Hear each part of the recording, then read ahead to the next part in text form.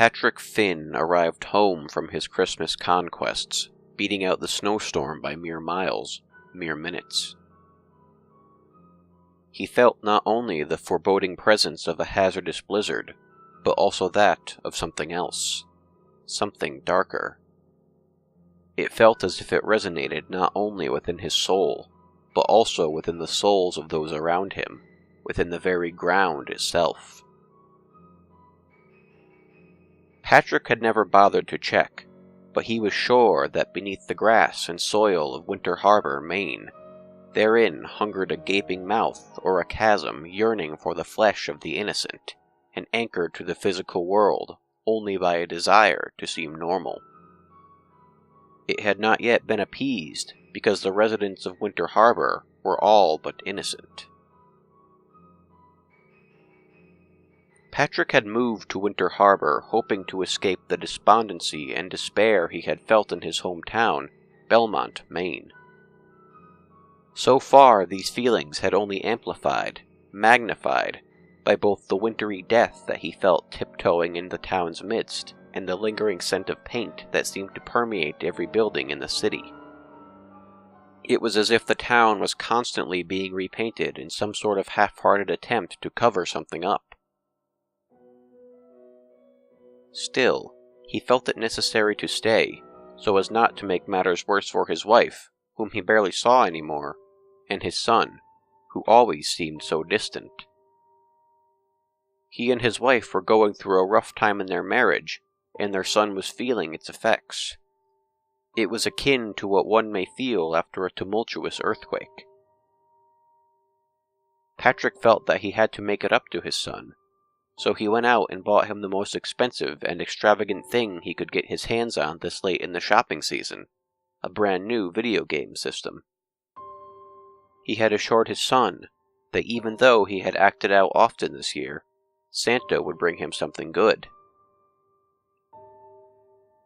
Throughout these charades, Patrick felt empathy at the prospect of shopping for a boy that he knew nothing about, a boy whose existence was forgotten every so often. On the eve of Christmas, Patrick arrived home before the snowstorm and quickly crept into the garage to wrap the present and place it under the tree. It was in this garage that he often felt abrupt changes, as if within its small space it contained secrets beyond human comprehension. The musky smell of the old holiday decorations, coupled with the omnipresent scent of fresh paint, varnish, and gasoline, all seemed to meld into one personified force, whispering sweet nothings to Patrick as he exited his car. This caused him to shudder heavily, as if beset by a fit of delirium tremens. He shrugged off the dull headache and dry mouth before quickly and sloppily wrapping the gift. Following this, he slipped it under the tree and began to creep upstairs. He couldn't help but grimace at the thought that he was as far from Santa as humanly possible.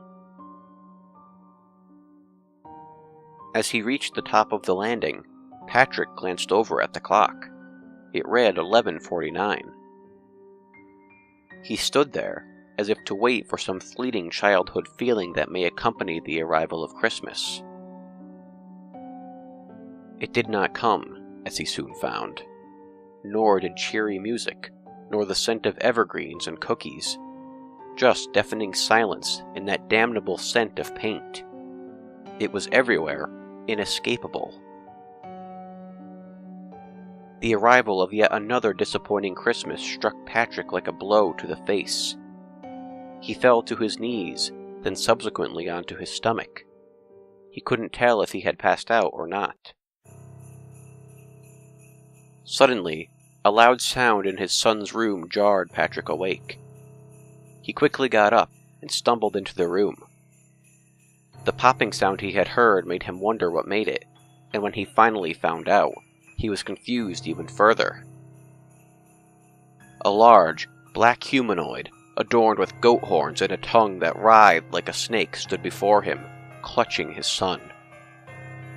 Patrick stood dumbfounded, seemingly incapable of recognizing not only the creature, but anything else before him.